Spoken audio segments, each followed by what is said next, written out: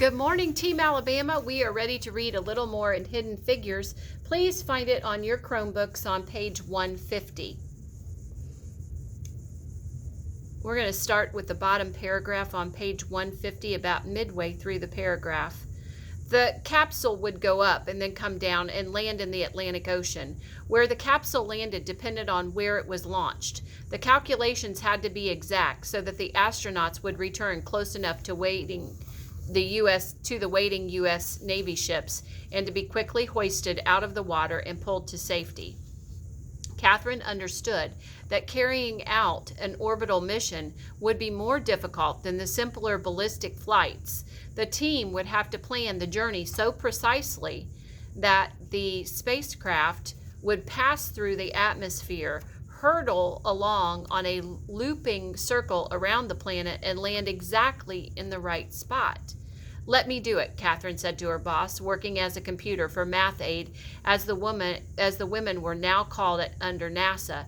Catherine had proven herself. She was older than many of the engineers that she worked with, but she matched them at every turn for intelligence, enthusiasm, and work stamina. "Tell me where you want the man to land, and I'll tell you where to send him up." Catherine knew the math as well as anyone else on the team. An engineer named Ted Skopinski was assigned the task of preparing the research report, and as his computer, Catherine assisted him. He thought she was smart and he respected her work, so he gave her the opportunity to take on challenging assignments. She had to consider factors that were unique to an orbital flight. For example, she needed to take into account the fact that the Earth isn't a perfect sphere, but a little bit squat, like a mandarin orange. She also had to factor in the speed of the Earth's rotation. Everything had to be spelled out, quantified, and identified. Over the months of 1959, a 34-page research paper began to take shape. It was remarkably complex, filled with equations, charts, and tables of calculations. "Catherine should finish the report," said Ted, the engineer she had been collaborating with. "She's done most of the work anyway." Catherine's boss, Henry, had a reputation for being less than supportive of the advancement of female employees, but Ted encouraged her to put the finishing touches on her report. Her boss grudgingly gave in after Ted made the case for her. The report was titled "Determination of Azimuth Angle at Burnout for Placing a Satellite Over a Selected Earth Position." After 10 months of editorial meetings, analysis, recommendations, and revisions, the report was published in September of 1960. It was the first time a woman working in the Aerospace Mechanics Division had managed to get her name on a research report. For Catherine, the completion of the report marked the beginning of a new phase of her life, not just at Langley, but at home too. Somehow, during the long days of 1959, she accepted an even more enticing than being invited to the editorial meetings at work. Jim Johnson asked her to marry him, and the couple wed in August of 1959. When she put her name on the final draft of her first research report, she signed her new name, Catherine G. Johnson. Chapter 19, Model Behavior. While Catherine Johnson busied herself with the equations that would determine the path that the first Americans would follow into outer space, Mary Jackson focused on making supersonic airplanes even faster and more efficient. Mary loved her job at Langley, but she also loved using her technical skills in other ways. One summer, she had a special project in mind. Rather than devote her talents to improving a high-speed aircraft that burned through the skies, Mary decided to lend her trained eye and her understanding of aerodynamics to help her son Levi build a car to enter the Virginia Peninsula's 1960 Soapbox Derby. Mary and Levi had gone to the local Chevrolet dealer to fill out the entry form and pick up a copy of the official rules. The car and driver together must weigh less than 250 pounds. Only rubber wheels allowed. Length shall not exceed 80 inches. Road clearance must be at least 3 inches with the driver in the car. The total cost of the car shall not exceed $10, exclusive of wheels and axles. Since the beginning of the year, Mary had spent hundreds of hours working with her 13-year-old son on the motorless car. They had made sketches and measurements, testing different designs until they settled on one. They searched the clutter in the back of the garage for things that could be useful: vegetable crates, plywood, wagon wheels, garden tools, old shoes, wire, and twine. Almost anything could be put into service. The race, held over the 4th of July weekend, was fast approaching. There's a picture of that on your page, bottom of page 154.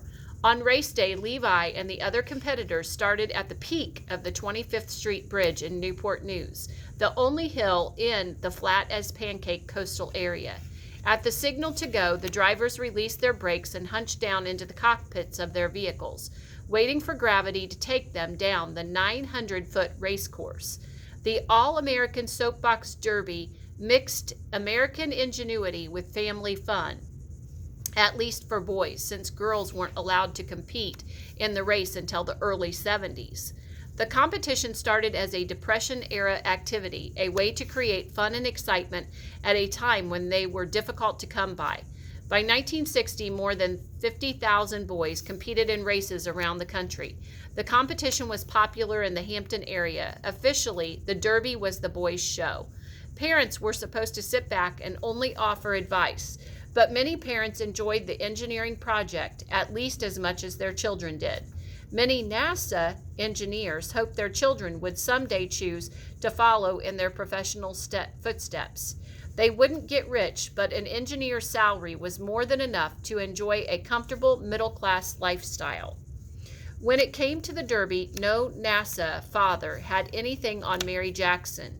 She treated the Soapbox Derby car as an apprenticeship in engineering. It didn't stop there. At school, she pushed Levi to take the most challenging math and science classes that he could handle, and she coached him on his science projects. Many African American boys didn't know about the All-American Soapbox Derby, or they didn't think it was for them. Starting early in the year, Chevrolet placed ads in Boys Life magazine, the official publication of the Boy Scouts. Some African Americans read the ad, but they frequently disqualified themselves from participating in competitions even without the whites only sign. There was no rule keeping black boys from entering the race, but it took a lot of courage and a mind that saw the experience as something open to all boys, regardless of their color, for them to give it a try. The race. On Saturday, July the 3rd, a crowd of 4,000 people gathered along both sides of the 25th Street Bridge. It was a clear, warm day with just enough breeze to keep the spectators from getting hot. Contestants for the first heat wheeled their cars to the starting line and settled in the cockpits. Officials weighed and inspected each car and then held a lottery to determine the positions in the first heat. At the crack of the starter pistol, the pint-sized pilots released their brakes and rolled down the hill. The race was an all-day event. Mary Jackson could almost see the air moving around the cars just as clearly as if she were analyzing data from a wind tunnel. Her son's car was well made. The only adjustment it needed was a drop of oil on each wheel bearing. Levi won one heat after another. Then he got into position for the final competition. By the time he reached the finish line, Mary was shouting with delight. Levi won. Wearing a black and white crash helmet and the official race t-shirt, Levi had sailed across the finish line at a blazing 17 miles per hour. When interviewed about his victory by the newspapers, Levi explained that the secret to his victory was the slimness of his machine, which helped to lower the wind resistance.